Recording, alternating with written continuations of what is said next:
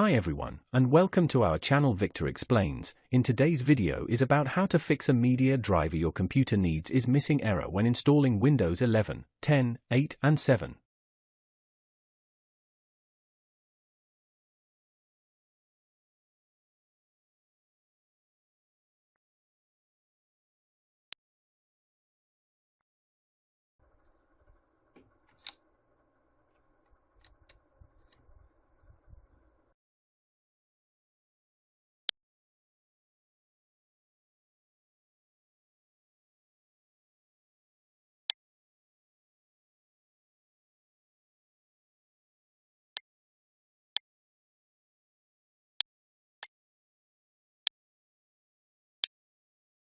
If you found this video helpful, please like to encourage us and subscribe to our channel. Leave comment and share it with others so they can benefit too.